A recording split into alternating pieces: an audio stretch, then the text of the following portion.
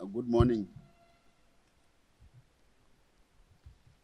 That's friends, comrades of the press, and all the fourth estate. Yeah. I start by again thanking you for coming to ZANU-PF headquarters for our presser. This is the headquarters of the permanent Zimbabwe revolution, which is being shepherded by His Excellency Comrade President E.D. Mnangagwa of the Republic of Zimbabwe. It's a good day today, and I'm happy that you are here. The starting point is the international situation. We have seen President Trump and President Pezeshkian of Iran. They have signed an agreement to end the war between America and Iran. This war has taken a terrible toll, not only within Iran, but also within the sub-region in terms of the damage to infrastructure, vital infrastructure, which took long to build, which is necessary for the welfare of the people in that region, but which is also very important for global economic well-being. Iran was attacked, and in retaliation, it closed the Straits of Hormuz, which is responsible for 20% of the global energy traffic, 25% of the world gas traffic, gas for heating homes, for generating electricity, fuel for cars all over the world. We are still in the fossil fuel era. But it went beyond that to fertilizers and other commodities which are important, like helium for technology industries in Japan. Helium is needed for the global chip supply chain, the value chain of the high-tech industry. So the impact of the closure of the Straits of Hormuz was affecting everybody in the world.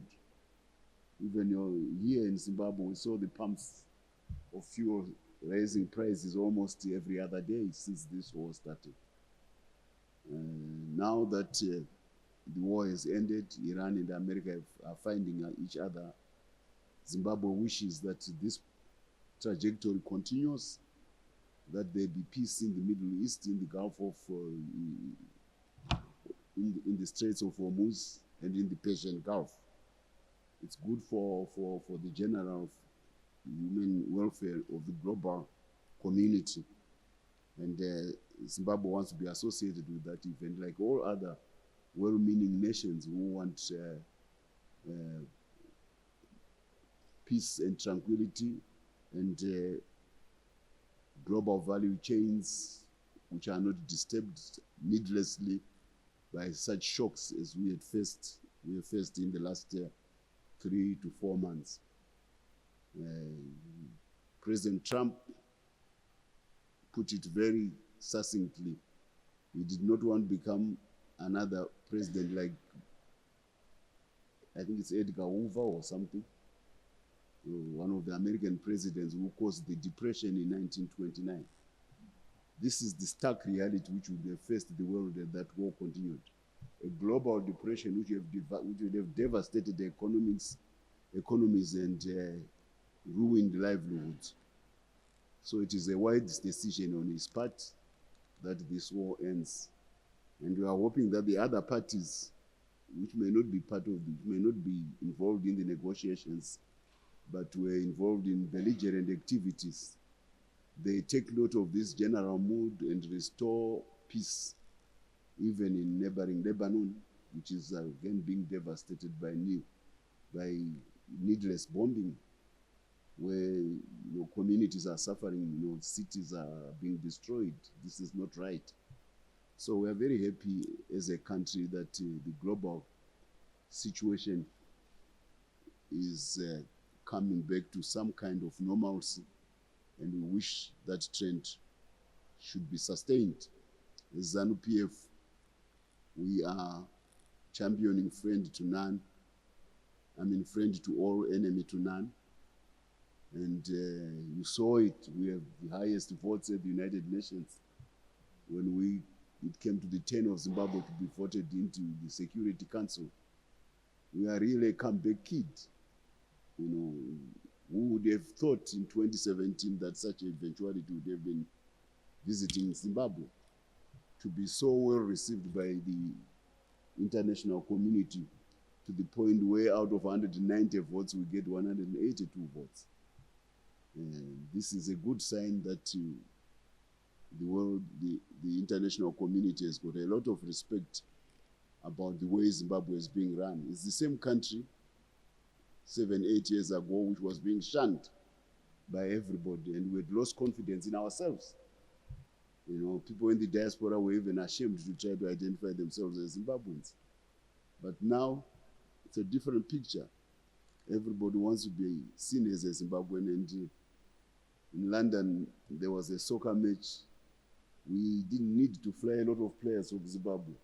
Diasporans who are playing for the British Premier League were the majority in the Zimbabwe team in London. They now want to wear the Zimbabwe badge. They want the vest of Zimbabwe. They want the Zimbabwe passport. This is a second generation of Zimbabweans who feel proud about this country even when they are in the diaspora. This is a good thing. We want that aspect to continue so that the country's prosperity creates a seamless environment between living outside Zimbabwe and living inside Zimbabwe. And why not even make it possible that living in Zimbabwe is better than living outside of Zimbabwe? Why not? This is a good thing. And we are not, in that case, we will not be worried about if there is xenophobia even in our neighboring countries, because we can always accommodate our people because things are going on well at home. We don't need to worry about what goes on even in our neighboring country when they are still going through the birth pangs, the post-apartheid birth pangs. So this is a credit to our president, and it shows in the way even our internal politics has embraced the success story of the president. As I say, nothing succeeds like success.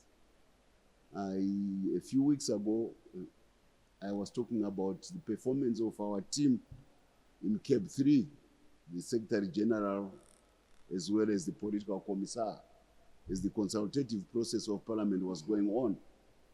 Zimbabweans, they enthusiastically participated in the democratic exercise about the continuation of the term of the president, not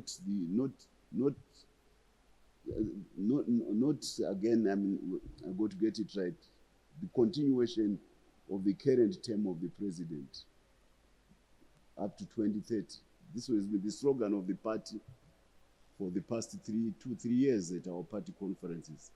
And that message from the party of resolutions was accepted by all Zimbabweans who were part of this consultative process. MPs went to their constituencies, they organized people, teams went around.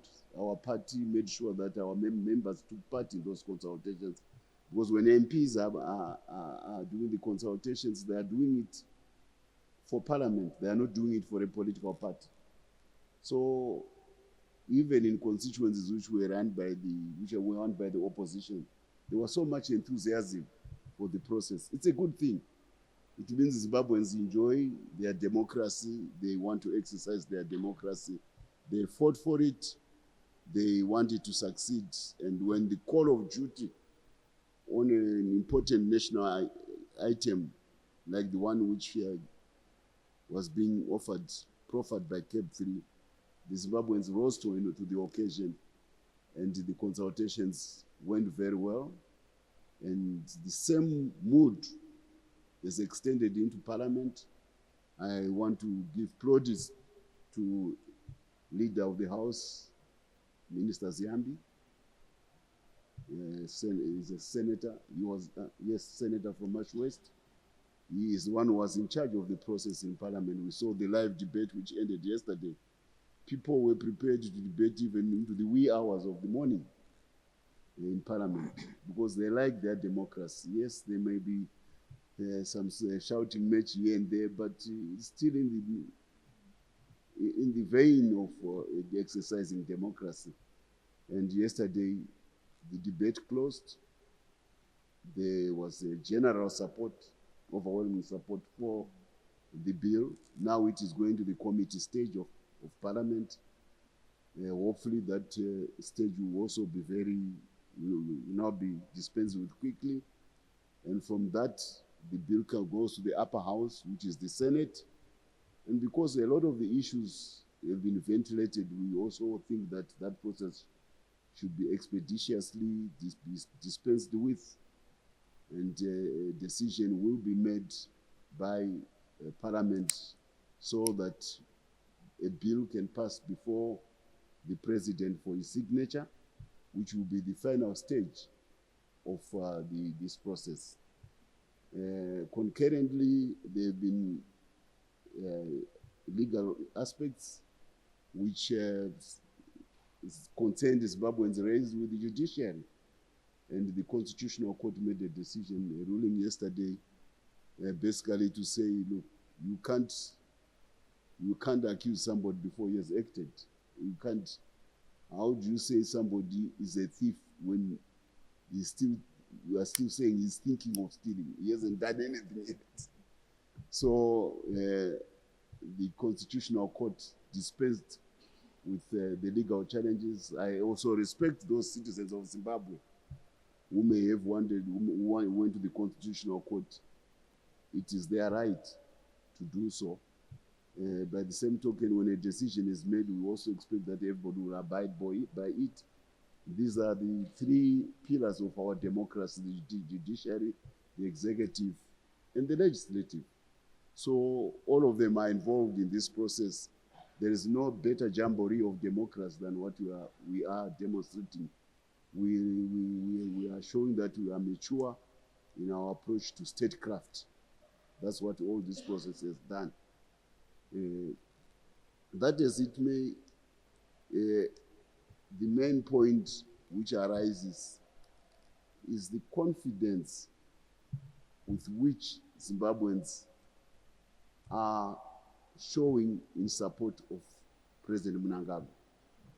This is the outstanding aspect of this exercise. This is the most glaring outcome, that President Mnangagwa has got the general support of most, if not overwhelming majority of Zimbabweans in the conduct of the affairs of Zimbabwe. In a short 7 years, he has turned this country completely around. Yes.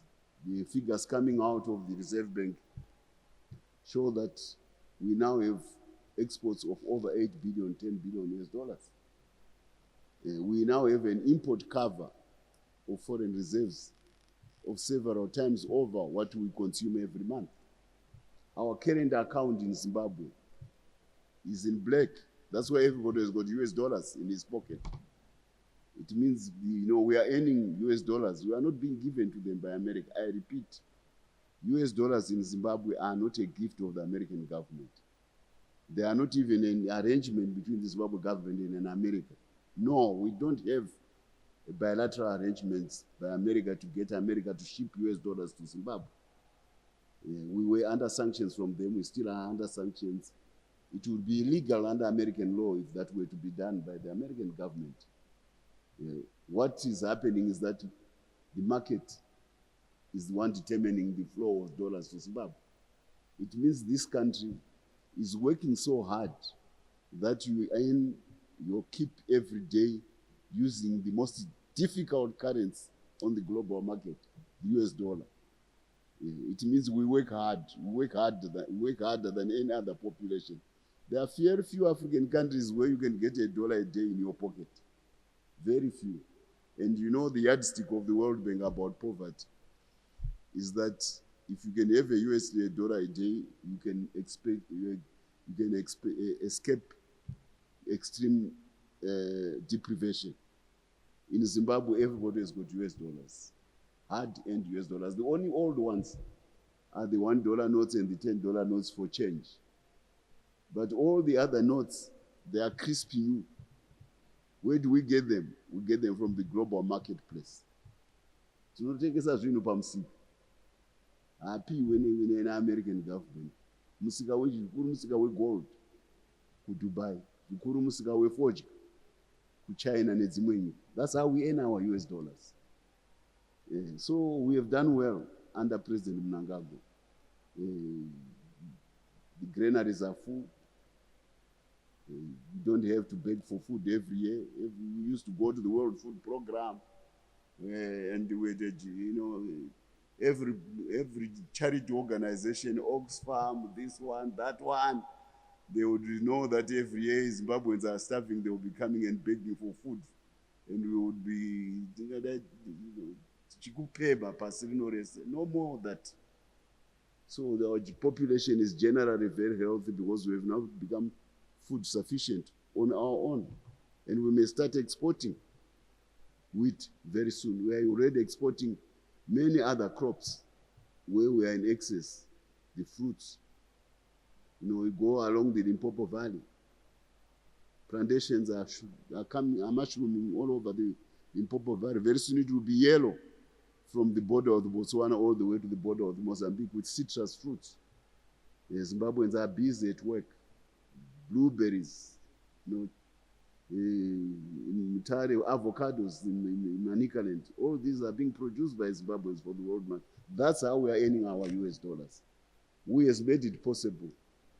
None other than President E.D. Mnangagwa. So when you do well economically, when your population is welfare, especially food security-wise, is assured, when your population begins to export the way it does, this is a very good thing for Zimbabwe, and that's why Zimbabweans in Cape 3, they said they want President Mnangagwa to continue until 2030. Then after 2030, we see where we go from there. Hopefully, we use the interim to think seriously about the caliber of the leadership which will take over from him, so that we maintain stability, we maintain certainty in our political direction, and give assurance to business to say Zimbabwe is a good destination, not only businessmen from Zimbabwe for domestic direct investment. Yes, Zimbabweans, they are investing a lot in their own country. The house building which is going on, this is Zimbabweans. It's not foreigners mostly who are building all over. It's Zimbabweans. This is a good thing, that people are taking their money out of pillows. They are building infrastructure in rural areas now. Solar panels are everywhere. Only the other day we're getting a report from the Minister of Education, the two Ministers of Education.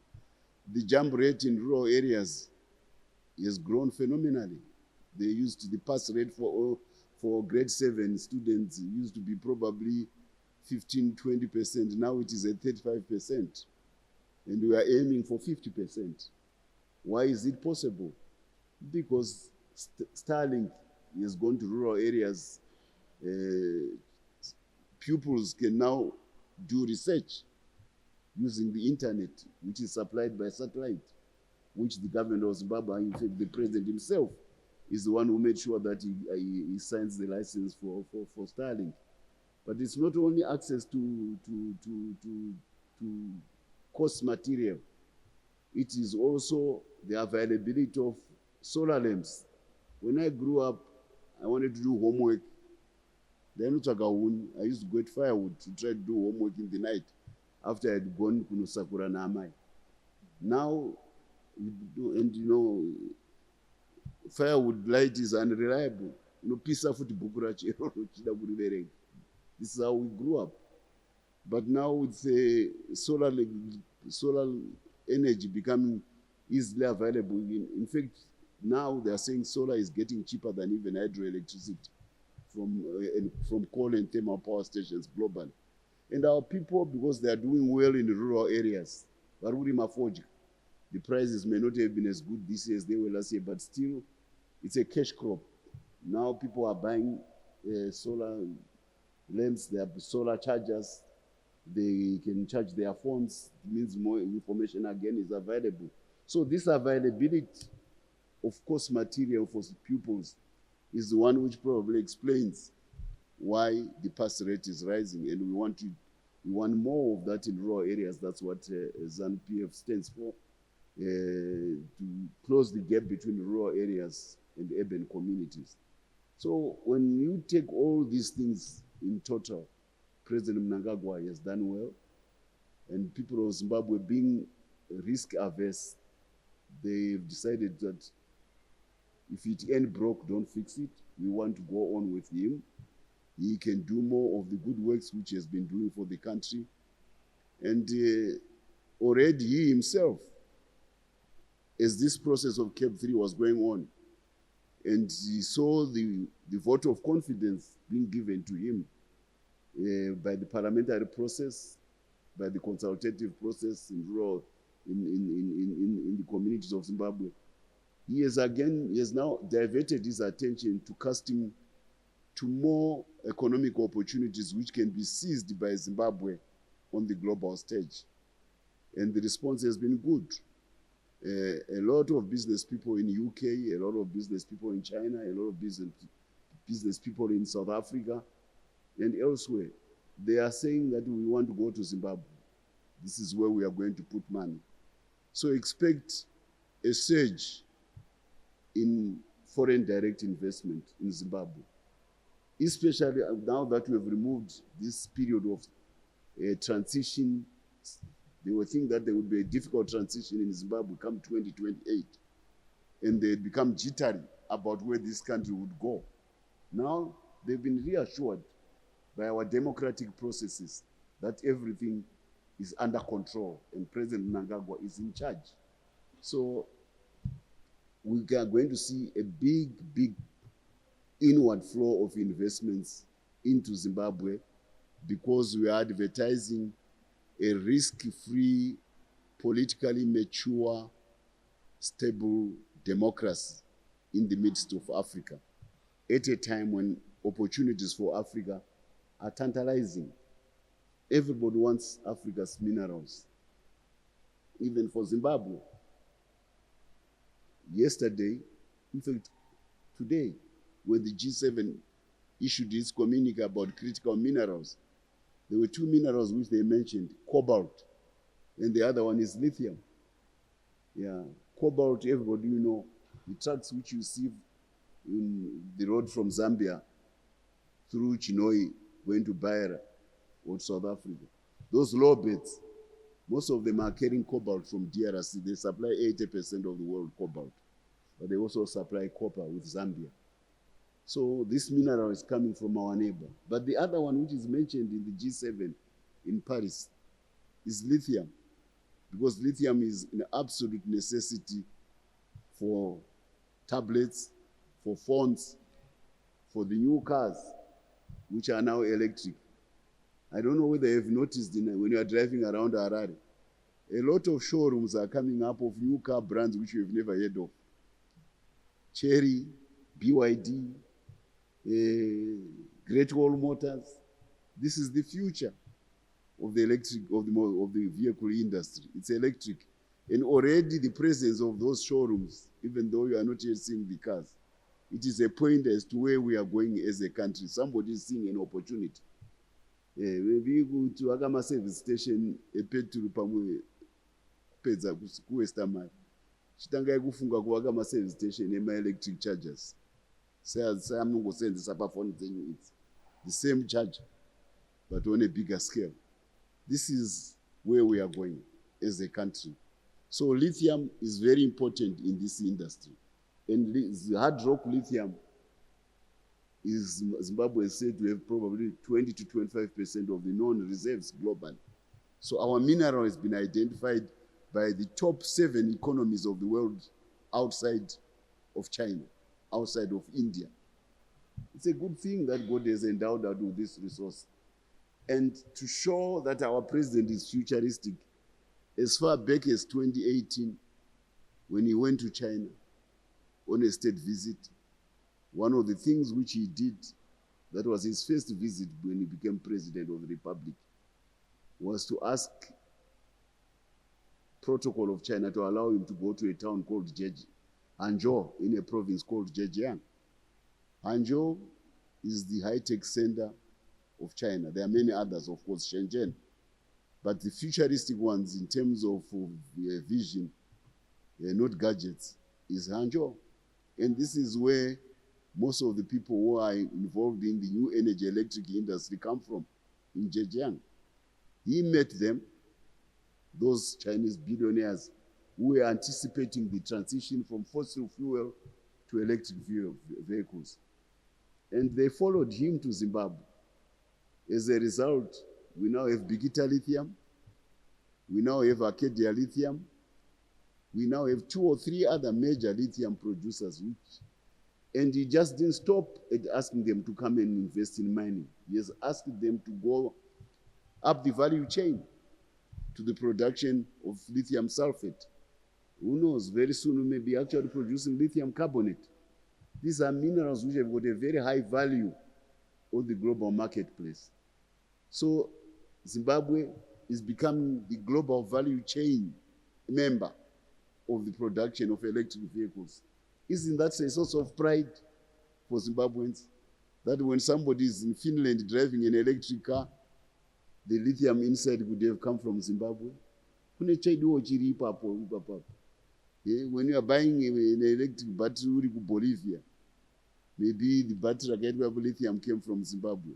We are part of, and not only in raw form, but in processed form. And the president has been now in his Politburo speeches, the last 2 Politburo meetings, he has been highlighting the importance of Zimbabwe becoming a reliable member of the global value chain. What he's saying is that we must now conduct our affairs knowing that what we do in Zimbabwe has got a bearing on the global marketplace. Timboriwo pamamonya ipapo, a global economy, a global business. Iripo Zimbabwe pamamonya. Those are the president Vamunangagwa. So this is a man who has restored our pride. This is a man who has given us back our confidence. And our people, we are very used to risk. We went through a war. We don't follow trends easily without the proper consideration as to the consequences of what we may be, of our actions. So we are very cautious as a country, we are risk averse. So this is reflected in CAP 3, in giving support and confidence to a man who has revived the fortunes of this country. It's a good thing for Zimbabweans to do that, to maintain stability, to maintain certainty, so that we don't have shocks, both domestically and on the global stage. That kind of conduct by our president also deserves respect by even those who may aspire to be his political opponents. There are some within ZANU-PF. There are some who have also, in general within ZANU-PF, the opposition has pretty much collapsed. Yeah, you know, like I said before, there's nothing wrong with ambition. Being politicians presupposes that you have ambition. You can't take it away from you. But what is important is to exercise with ambition, your ambition, with due respect to the support of the generality of the population to leadership which is competent. And President Mnangagwa's leadership has proved to be competent. Yours, in your head, it may be competent, but hatsata kuona bakuti uri competent on the ground. So, chimbosiya ari kudiwa nevanhu ari competent, ambofamba nechini, because vanhu vari kumuda.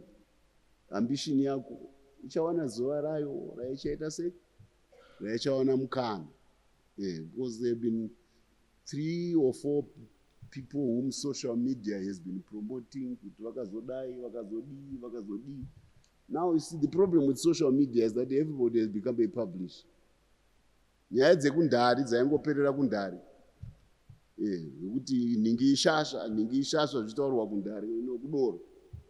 Dzazara manje pa social media. And the population is being vexed by publications of mostly wayward individuals who may have ambition and who want to foist that ambition on the populace using social media. No, give the population a break. The population has shown that it is mature. Show that you are a mature politician by acting in a similar conduct, in a conduct befitting an electorate which is so wise, a parliament which is so capable, which is so conscious of its duty. So I don't want to mention names because why they are most of them are my colleagues. We were still in the same party. So why mention names? But Pavari Papu, wherever they may be, I think after this process he came through, Diamond Popo president a break. I mean, there's nothing wrong to Indoga president. Self now. Maybe human beings, they've got a different chemistry. Mutsvangwa on many other issues. But what Vaikoko, how can not president have any responsibility kune nyika yese kune pasi rose? Waungoda kungadundurudza kunge munhu chinhu chako. Aiwa dai vatisiyiro president.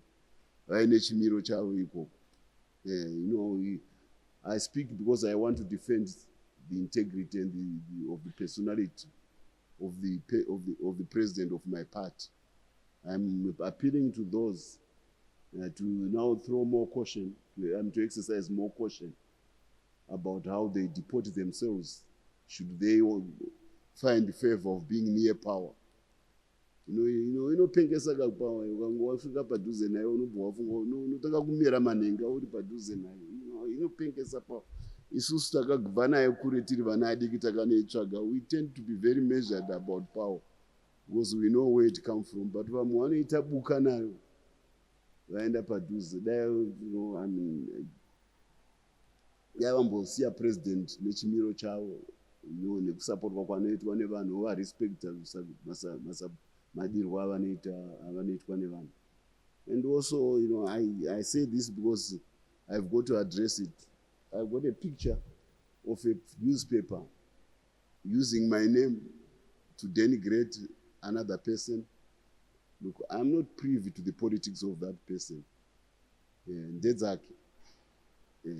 But I have no power to be running over him because I only exercise power and do people as a spokesperson and a president.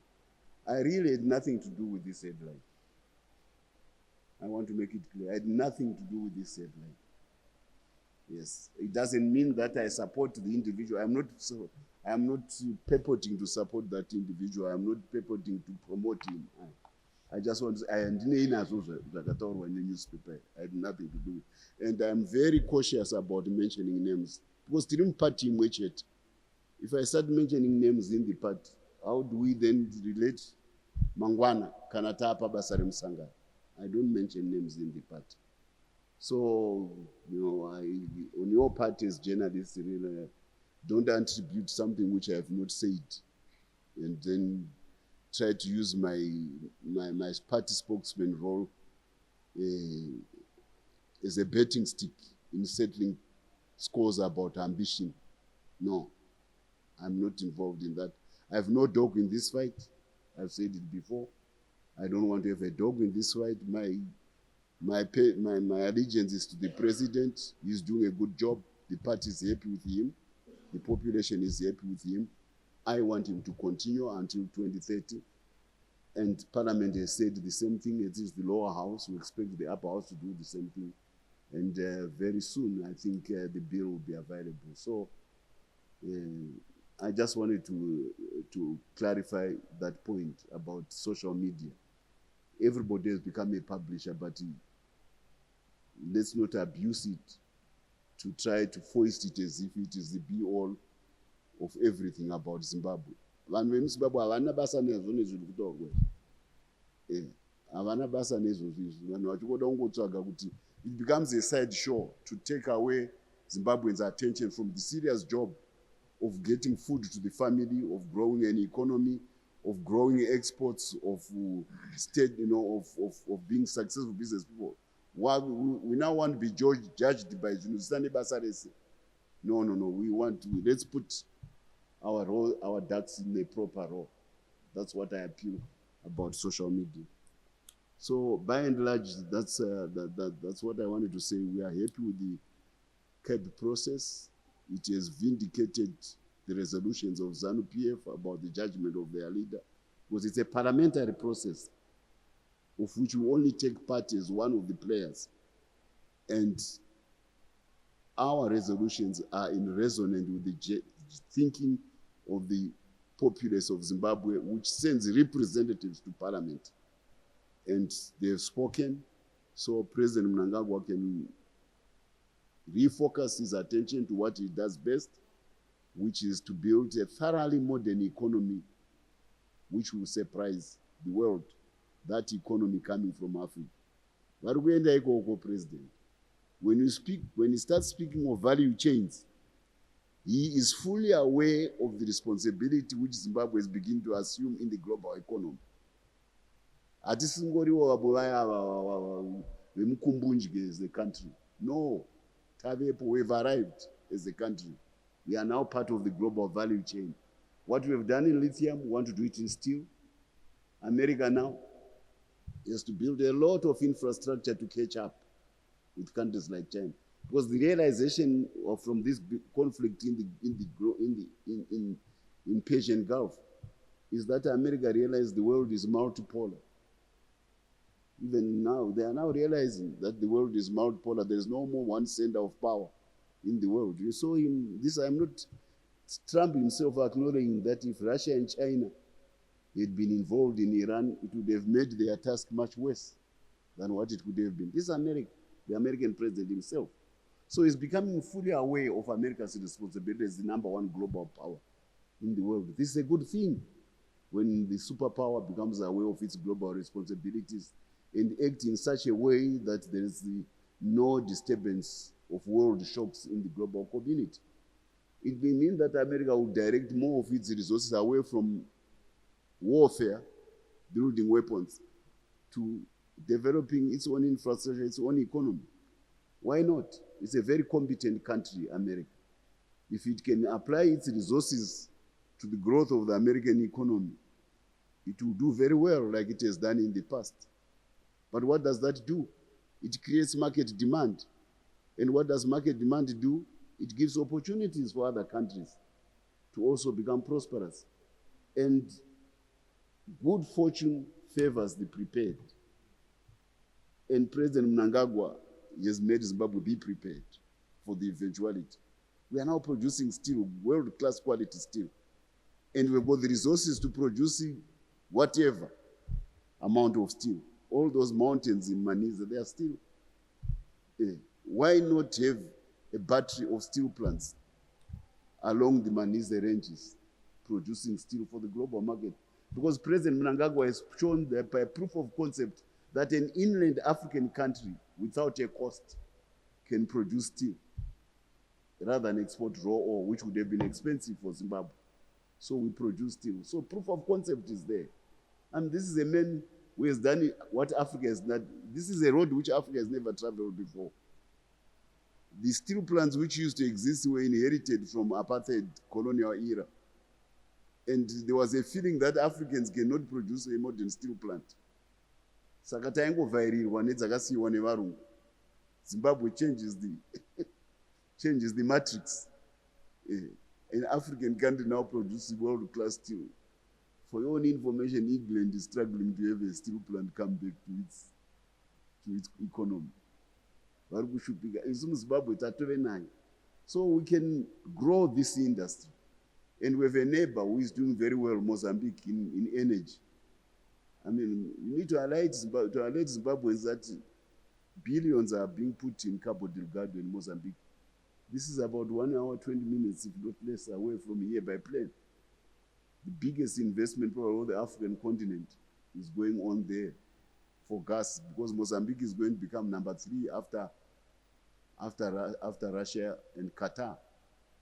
Yeah. And this other area has proven that there can be instability in the Middle East. So Mozambique can become a sanctuary of sustained gas production. And they are our neighbors. So when we go and build thermal gas stations in Mozambique to generate electricity, we bring it by transmission lines using steel from Manise to build transmission lines. Can you imagine the prosperity which will entail from all that?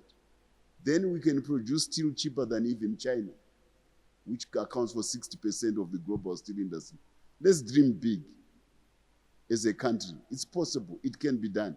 And who has shown that it can be done? President Mnangagwa.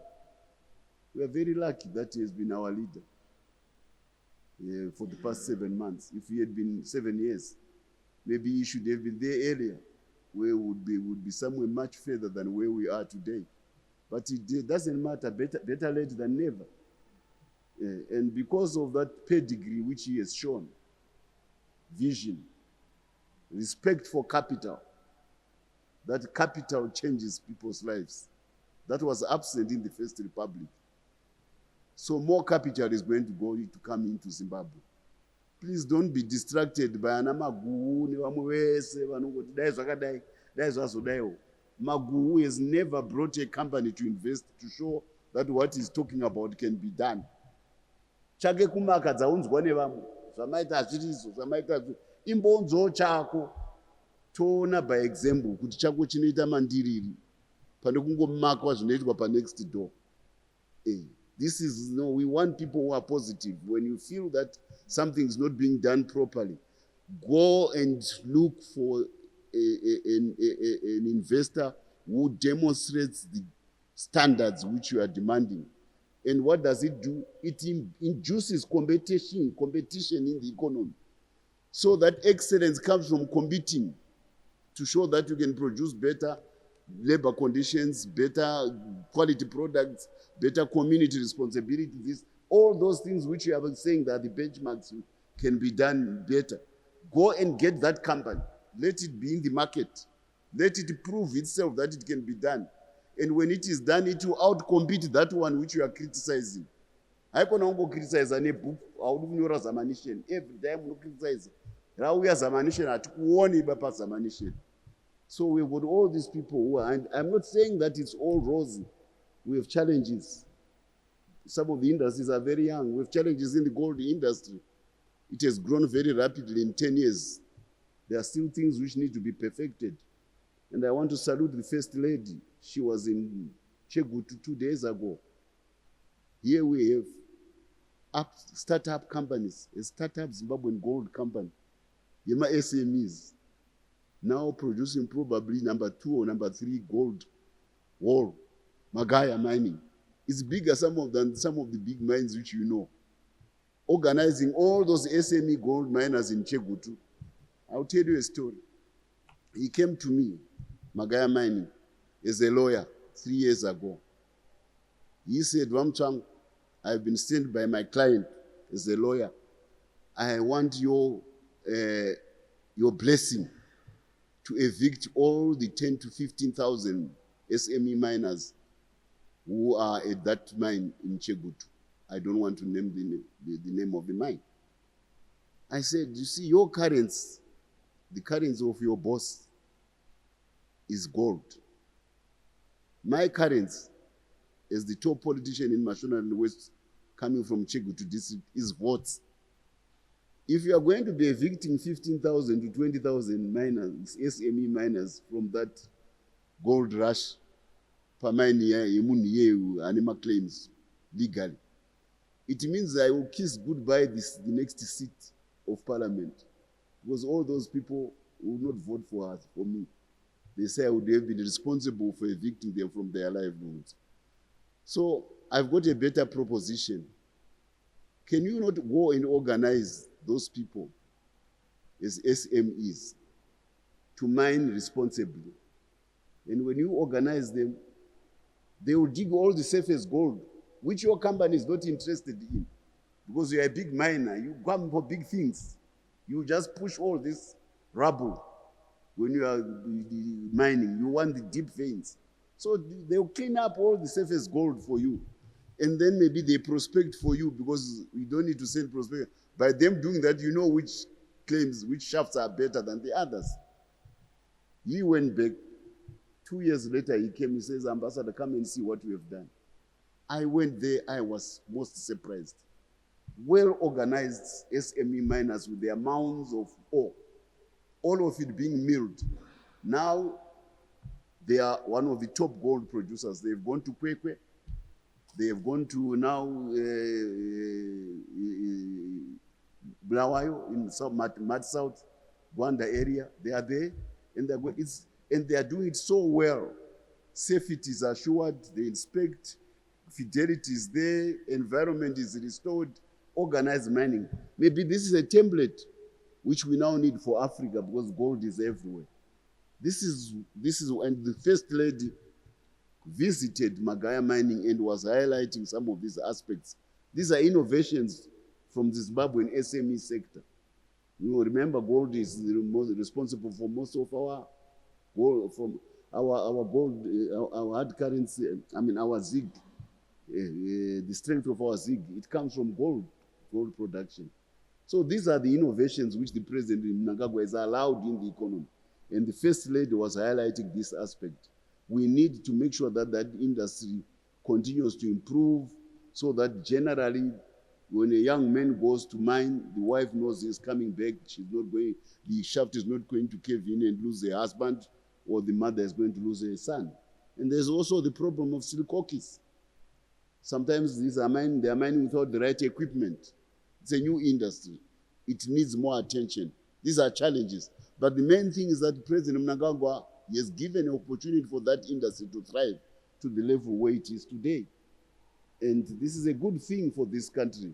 So the spread of prosperity is not just to the big companies. It is also to lower companies. So this is what the President has done, and the First Lady was highlighting that. The last point I want to make, we don't want to, in English there is a phrase which says, give a dog a name, then beat it. Yeah. The name Zvigananda, I know it from the war. I was at Chitepo College. It generally referred to what is called the petty bourgeoisie. In Marxist class analysis, human society, people are placed in classes. And there's a class struggle between one class and another, the workers, the peasants, the middle class, then the super rich. This is generally Marxist theory about how society develops. So the petty bourgeoisie was translated to be zvigananda. But this is about society. Now, because people were ambitious for power, in the 1976 Vashandi rebellion, they started labeling somebody to Chigananda, Muhondo. But being labeled in a class is in relation to your ownership of property. Muhondo hapana any property. So how do you label somebody Chigananda, Muhondo, simply because of ideas? So behind it was an attempt to grab power. So you start labeling others. So I'm very, that's why I don't want to mention names all the time when we are criticizing each other. If you start labeling other people with Zvigananda, chi, then out of that, you're now saying, it's not right. There's nothing wrong about acquiring property. There's nothing wrong about having a middle class as a country. The stronger your middle class means is the more stable your society is. Because people with property are not prone to behave in a certain manner. That's why by land reform we gave everybody property in Zimbabwe. So by definition, vanhu vese vane minda vakapiwa minda vaazvigananda. Vanhu vese vari kuchera migodhi vari kupiwa mashaft zvaazvigananda because they've got property. Now you abuse that term now, you want to use it for political purposes because you've got ambition as a politician.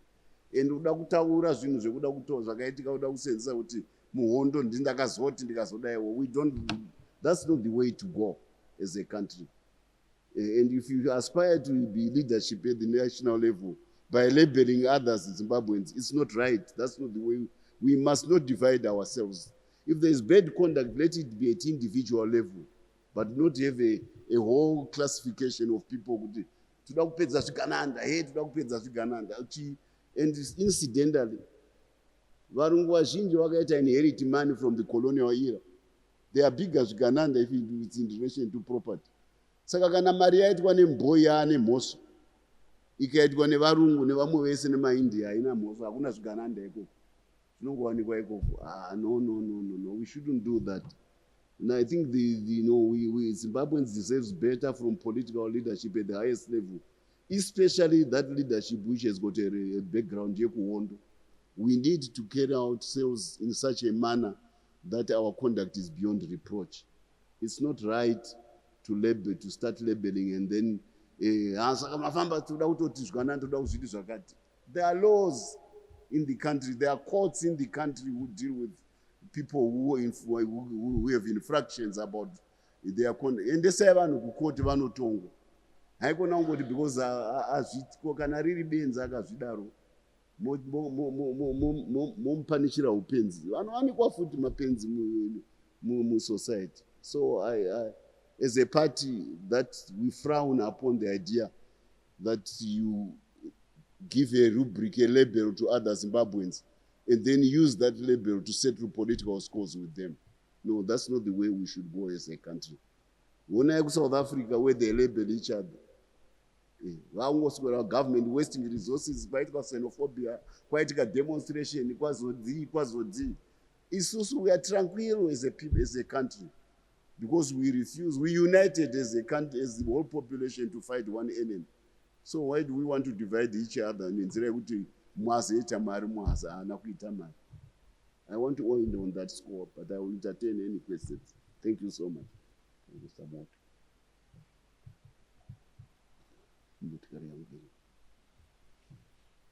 I'm ready to entertain any question. Do you have any questions? Please, if you have questions, your name, your media house, and the question. Seems you're giving me a break today. Please come.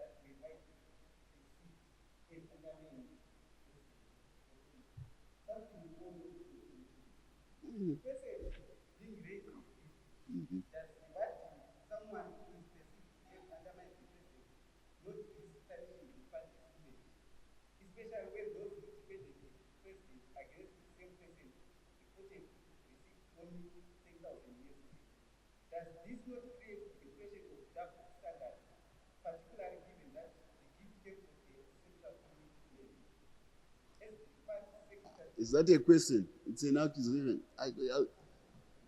All the time of accusations. You are working on behalf of somebody. Okay, complete your question.